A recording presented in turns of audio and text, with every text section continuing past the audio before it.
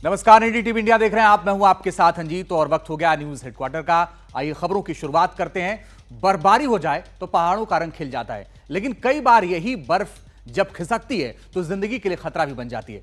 जम्मू कश्मीर के मशहूर tourist spot में ऐसा क्या हुआ, देखिए इस रिपोर्ट में। जब गांदरबल जिले में सोनमर्ग के सरबल में पहाड़ पर जमी बर्फ अचानक खिसकने लगी, इसके बाद जो जहां था वो डर के मारे वहीं थम गया। लेकिन बर्फ का खिसकना, खिसकती हुई बर्फ के गुबार बनकर ऊपर उठना और चारों तरफ फैल जाने का सिलसिला नहीं थमा। जिस वक्त एवलांच आया उस समय एक आदमी ट्रक लेकर उसी रास्ते से गुजर रहा था। जैसे ही एवलांच शुरू हुआ, उसने गाड़ी रोककर इसका वीडियो अपने कैमरे में कैद कर लिया। इस वीडियो में साफ दिखाई दे रहा है कि बर्फ का एक बवंडर उठ रहा है जो धीरे धीरे आगे बढ़ते हुए एक ट्रक को अपनी चपेट में ले लेता है। इस एवलांच में ट्रक को कोई नुकसान नहीं हुआ। इसके अलावा वहां पर जितने लोग मौजूद थे वे सभी सुरक्षित रहे। पहाड़ी इलाकों में हिमस्खलन की घटनाएं होती रहती हैं, लेकिन कई बार ये खतरनाक हो जाती हैं। 28 फरवरी को उत्तराखंड के माणा गांव के पास आए एवलांच में 8 मजदूरों की मौत हो गई थी। दिल्ली से सटे उत्तर प्रदेश के नोएडा में ऐसी आग लगी कि आसमान में काला धुआं छा गया और चारों तरफ अफरा तफरी मच गई। ये आग नोएडा के सेक्टर 32 में बने नोएडा अथॉरिटी के डंपिंग ग्राउंड में लगी। जिस समय आग लगी उस समय हवा काफी तेज थी। डंपिंग ग्राउंड में पड़ी सूखी पत्तियां और लकड़ियों के चलते आग तेजी से बढ़ती चली गई। कचरे में लगी आग के चलते आसमान में काला धुआं भर गया और आसपास की सोसाइटीज में रहने वालों के लिए सांस लेना मुश्किल हो गया। इस दौरान MP2 रोड से गुजर रहा ट्रैफिक भी करीब करीब थम गया। बाद में फायर ब्रिगेड ने मोर्चा संभाला और आग पर काबू पाने के लिए एड़ी चोटी का जोर लगा दिया। ये आग लगी या लगाई गई, इसका पता लगाने के लिए आसपास के CCTV कैमरों में कैद तस्वीरें खंगाली जा रही हैं। खास बात यह है कि इस बार जिस डंपिंग ग्राउंड में आग लगी वहां इसी तरह की घटना पहले भी 2 बार हो चुकी है और दोनों ही बार आग पर काबू पाने के लिए सप्ताह से ज्यादा का वक्त लगा था।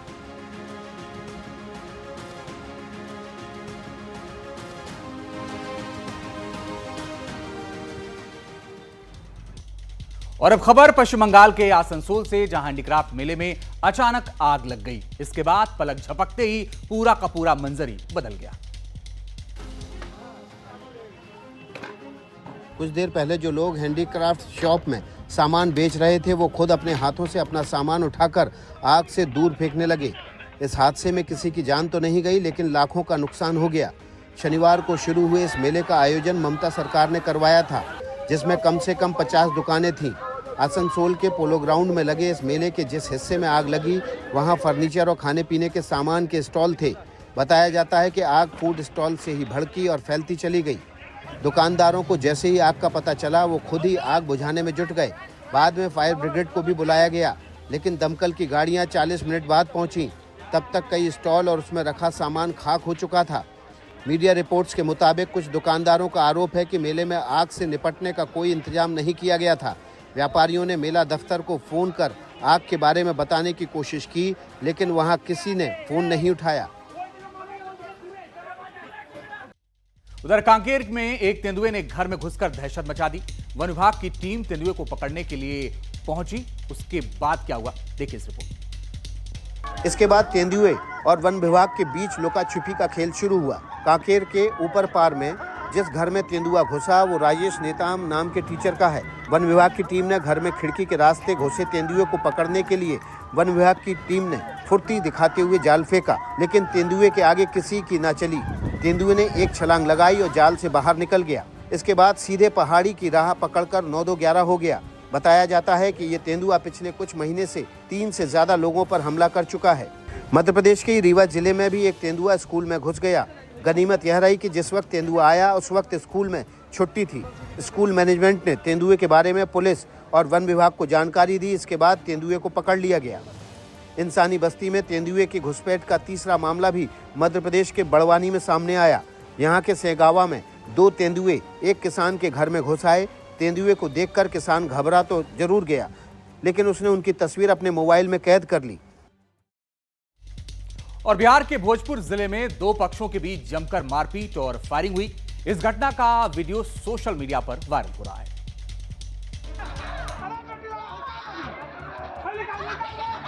भोजपुर जिले के बजेन गांव में दो पक्षों के बीच लड़ाई जमीन को लेकर हो रही है। सोशल मीडिया पर वायरल वीडियो में एक व्यक्ति हथियार लेकर घूमते और फायरिंग करते दिख रहा है। इस घटना को लेकर पुलिस का कहना है कि वायरल वीडियो 19 फरवरी का है, जब बजेन गांव में प्रवीण सिंह और ललन सिंह के बीच जमीन विवाद को लेकर मारपीट हुई थी। उस मामले में दोनों पक्षों की ओर से थाने में एक दूसरे के खिलाफ प्राथमिकी भी दर्ज कराई गई थी। तब पुलिस ने फायरिंग के आरोप में 3 लोगों को गिरफ्तार कर जेल भेज दिया था।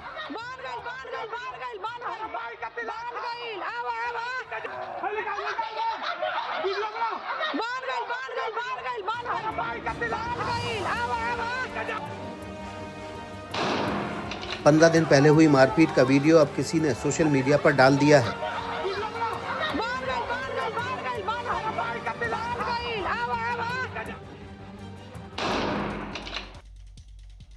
एक आदमी अपनी बेटी के साथ खरीदारी के लिए दुकान पर पहुंचा, लेकिन दुकान के काउंटर पर ही अचानक बेसुध होकर गिर गया। बाद में उसकी मौत हो गई। ये दिल दहलाने वाला वीडियो मध्य प्रदेश के शहर उज्जैन का है। वीडियो में बेटी के साथ धीरे धीरे कदम बढ़ाते दिख रहे इस युवक का नाम विजय है। दुकान पर पहुंचकर उसने अपनी बाईं जेब में हाथ डाला, कुछ नोट निकाले। पैसे गिनने के बाद उसने एक नोट हाथ में पकड़ा और बाकी जेब में डाल लिए। इस बीच बेटी ने कुछ कहा तो उसने बेटी को जवाब भी दिया और पैसे लेकर काउंटर पर खड़ा रहा। इस दौरान वो बिल्कुल ठीक दिख रहा था, लेकिन अचानक वो लड़खड़ाया और इससे पहले कि उसके पास खड़े लोग कुछ समझ पाते, वो पीठ के बल गिर गया।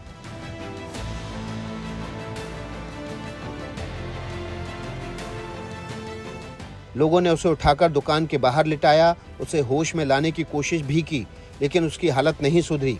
इसके बाद विजय को अस्पताल ले जाया गया, जहां डॉक्टरों ने उसे मृत घोषित कर दिया। डॉक्टरों का कहना है कि विजय की मौत कार्डियक अरेस्ट के चलते हुई।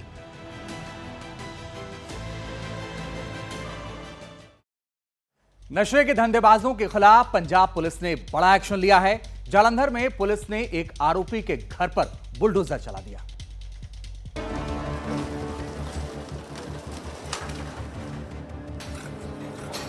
पंजाब पुलिस की तरफ से भेजे गए इन 2 बुलडोजरों से नशा तस्करी के आरोपी धर्मेंद्र सिंह के घर को खंडहर बना दिया। इस दौरान किसी तरह की गड़बड़ी ना हो, इसलिए मौके पर बड़ी संख्या में जवान मुस्तैद रहे। जालंधर पुलिस के मुताबिक CIA स्टाफ पुलिस की टीम 25 जनवरी को रेड करने गई थी, लेकिन आरोपियों ने पुलिस वालों को घेरकर मारपीट की। हेड कांस्टेबल ललित कुमार पर लोहे की रॉड से हमला किया गया। बाद में लोग जमा हुए तो आरोपी हथियार लेकर मौके से फरार हो गए। बाद में पुलिस ने 9 आरोपियों में शामिल धर्मेंद्र सिंह को गिरफ्तार किया और अब बुलडोजर वाला एक्शन भी शुरू हो गया है। पंजाब सरकार पहले साफ कर चुकी है कि नशे के विरुद्ध युद्ध लगातार जारी रहेगा। पंजाब पुलिस ने साफ कर दिया है कि नशा तस्करी में कमाई गई दौलत से खरीदी गई किसी संपत्ति को छोड़ा नहीं जाएगा। सब पर बुलडोजर चलेगा, जिसकी शुरुआत कर दी गई है। अपनी मांगों को लेकर किसानों ने आज चंडीगढ़ में धरना देने का ऐलान किया। किसानों को रोकने के लिए पंजाब पुलिस ने चंडीगढ़ के सभी सीमाओं को सील कर दिया है। अपनी मांगों को लेकर पंजाब के किसान सड़कों पर उतर आए हैं। वे किसान संयुक्त किसान मोर्चा के बैनर तले चंडीगढ़ के लिए निकल पड़े हैं। किसानों का कहना है कि जहां पुलिस उन्हें रोकेगी, वे वहीं अनिश्चितकालीन आंदोलन शुरू कर देंगे। तो आज का कार्यक्रम जो किसानों मजदूरों के मानव अधिकार है, उनको जबर के विरोध में हम लोग, और जो SKM की सभी यूनियन को डिटेन किया गया, गिरफ्तार किया गया, उनको जो पीसफुली कार्यक्रम नहीं करने दिया, उसके विरोध में आज के कार्यक्रम हमारे हो रहे हैं। एहतियात के तौर पर चंडीगढ़ पुलिस ने शहर के सभी एंट्री पॉइंट्स को सील कर दिया है और यात्रियों को इन रास्ते से बचने की सलाह दी है। चंडीगढ़ के जितने भी बॉर्डर्स हमारे लगते हैं, वो सारे बॉर्डर्स को हमने वहाँ पर पुलिसकर्मी तैनात किए हैं, बैरिकेडिंग करी है, जैसा कि आप देख सकते हैं, और वहाँ पे स्ट्रिक्ट चेकिंग की जा रही है। MSP कर्ज माफी समेत 18 मांगों को लेकर पंजाब के CM भगवंत मान के साथ बैठक बेनतीजा रहने के बाद किसानों ने चंडीगढ़ कूच का ऐलान किया है। औरंगजेब की तारीफ पर महाराष्ट्र विधानसभा से निलंबित अबू आजमी ने अपनी जान को लेकर खतरे की बात कही है। देखिए रिपोर्ट। अबू आजमी ने कहा कि मुझे हत्या की धमकी दी जा रही है, मेरे साथ कुछ हुआ तो इसके लिए सरकार जिम्मेदार होगी। मुझे जिस तरह से गालियां दे रहे हैं लोग, टेलीफोन पर गालियां दे रहे हैं, मैं टेलीफोन नहीं उठा पा रहा हूं। जितने ऐसे नंबर आ रहे हैं जिसके नाम नहीं है, कितने हजारों फोन आ रहे हैं। अबू आजमी ने 3 मार्च को औरंगजेब और शिवाजी को लेकर बयान दिया था। उन्होंने कहा था कि वो औरंगजेब को क्रूर शासक नहीं मानते। इसके अलावा अबू आजमी ने औरंगजेब से छत्रपति संभाजी महाराज के संघर्ष को सत्ता की लड़ाई बताया था। इसके बाद से ही वो विवादों में है और महाराष्ट्र सरकार से पूरे सत्र के लिए सस्पेंड हो चुके हैं। इसे लेकर अबू आजमी ने कहा कि औरंगजेब पर मैंने वही कहा जो इतिहास में लिखा है। ऐसा है कि मैं उस वक्त जिंदा नहीं था, मैंने अपनी आंखों से तो देखा नहीं है। मैं तो वही बोलूँगा जो हिस्ट्री में लिखा हुआ है। मैंने वही बोला है, मेरा अपना कोई सोचना नहीं है। औरंगजेब के समय मैं वहाँ नहीं था, मैंने सिर्फ वही कहा जो इतिहास में लिखा है। इस पर मेरा कोई विचार नहीं है।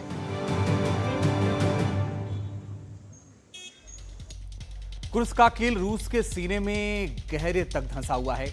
अपनी जमीन से यूक्रेन को मार भगाने के लिए वो पूरी तरह से हमले कर रहा है। कुर्स्क में यूक्रेन के सैनिक ठिकानों को टारगेट करके रूस ने टैंक और तोप से बारूद की बौछार कर दी और सर्विलांस ड्रोन की मदद से हर तबाह होते टारगेट की तस्वीरें भी कैद करता रहा।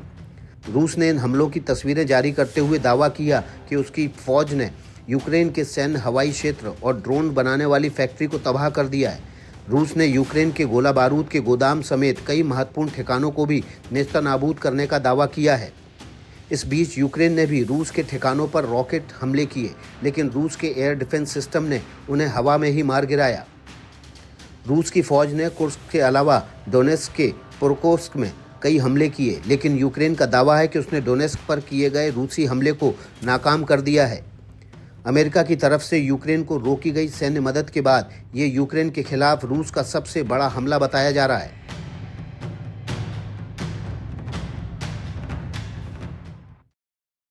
लेबनान से ऑपरेट कर रहे आतंकवादी संगठन हिजबुल्लाह से जंग के बीच इजराइल ने बड़ी कामयाबी का दावा किया है। इजराइल ने कहा है कि उसने हिजबुल्लाह के एक नेवल कमांडर को मार गिराया। इजराइल की फौज ने हमले के वक्त का एक वीडियो भी जारी किया है। काफी ऊंचाई से लिए इस ड्रोन फुटेज में पहले एक तेज रफ्तार कार दिखाई देती है और अगले ही पल सब धुआं हो गया। ये वीडियो जारी करते हुए इजरायली फौज ने दावा किया कि मारे गए आतंकवादी का नाम खादिर सईस हाशिम था। हाशिम हिजबुल्लाह की स्पेशल टीम अल हज रादवान फोर्स का नेवल कमांडर था। इजराइल का दावा है कि हाशिम तस्करी और इजराइल के खिलाफ हमलों में शामिल था। इजराइल के दावे के बाद लेबनान की सरकारी न्यूज़ एजेंसी ने साउथ लेबनान में इजरायली ड्रोन हमले में एक आदमी की मौत की बात तो मानी, लेकिन हाशिम के मारे जाने को लेकर कुछ भी नहीं कहा। इस मुद्दे पर फिलहाल हिजबुल्लाह भी खामोश है। हमास से जंग लड़ रहा इजराइल पिछले 19 सितंबर से ही हिजबुल्लाह पर हमलावर है। दरअसल ईरान की सरपरस्ती में चलने वाला हिजबुल्लाह इजराइल के दुश्मन हमास का साथ दे रहा है। इजराइल इसी से भड़का हुआ है। दक्षिण पूर्व यूरोप के देश सर्बिया की संसद जंग का मैदान बन गई। संसद की कार्यवाही का लाइव प्रसारण चल रहा था। इसी बीच सदन के भीतर स्मोक ग्रेनेड और आंसू गैस के गोले फेंके जाने लगे। इसके पीछे थे सर्बिया के विपक्षी सांसद, जिनकी तरफ से एक के बाद एक स्मोक ग्रेनेड फेंके गए और सदन धुआं हो गया। सदन में मौजूद लोगों ने बताया कि कुछ विपक्षी सांसदों ने आंसू गैस के गोले और हल्के पटाखे भी फेंके। इसके बाद अफरा तफरी मच गई। कई सांसदों को सांस लेने में दिक्कत होने लगी। तब जाकर सुरक्षा कर्मियों ने दखल दिया और सदन को खाली करा लिया गया, लेकिन तब तक कम से कम 3 सर्बियाई सांसद घायल हो चुके थे। सर्बियाई मीडिया का दावा है कि जिस वक्त सदन में हंगामा चल रहा था, उस समय कुछ विपक्षी सांसदों ने अंडे और पानी की बोतलें भी फेंकी। सत्ता पक्ष के सांसदों ने विपक्ष की तुलना आतंकवादी गिरोह से की है। सर्बिया की संसद में ये बवाल तब शुरू हुआ जब सदन में यूनिवर्सिटी एजुकेशन के लिए फंडिंग बढ़ाने से जुड़े कानून पर वोटिंग होनी थी, लेकिन प्रधानमंत्री मिलोस वुसेविच और उनकी सरकार के इस्तीफे की मांग कर रहे विपक्षी सांसदों ने सत्र को ही अवैध बताकर हंगामा शुरू कर दिया। ब्राजील के शहर रियो डी जेनेरियो इन दिनों कार्निवाल की मस्ती में डूबा है। चारों तरफ संगीत, ग्लैमर और खुशी के रंग बिखरे हुए हैं। दुनिया की सबसे बड़ी पार्टी के नाम से मशहूर ये कार्निवल देखने के लिए पूरी दुनिया से लोग इकट्ठा हुए, तो कलाकारों ने भी किसी को निराश नहीं किया। कार्निवल की दूसरी रात कलाकारों ने सड़कों पर रंग बिरंगे कपड़े पहनकर पारंपरिक डांस किया। 1980 के दशक से रियो कार्निवल की परेड सांबा ड्रोम में होती रही। ये सिलसिला इस बार भी कायम है। सांबा ड्रोम में हुए आयोजनों में सबसे खास रहा सांबा स्कूलों की परेड। रियो के सांबा स्कूल यूनिडोस दा तिकुजा ने एफ्रो ब्राजीलियाई थीम पर सांबा फेस्टिवल की शुरुआत की, धर्म के देवता का सम्मान किया। इसके बाद सांबा स्कूल बेइजा फ्लोर डी नीलोपोलिस ने अपने दिवंगत निर्देशक लैला को सम्मानित किया। रियो के 6 सांबा स्कूल पहले 2 दिन तक परेड निकालते थे, लेकिन इनकी बढ़ती लोकप्रियता को देखते हुए इनके लिए 3 दिन रिजर्व कर दिए गए। Hello, Moto. Motorola, India's leading 5G smartphone brand. और अब वक्त हो चला है Motorola presents video of the day का। श्रीनगर में इन दिनों सैलानियों का तांता लगा है और शिकारे की सवारी करने वालों से डल झील गुलजार है।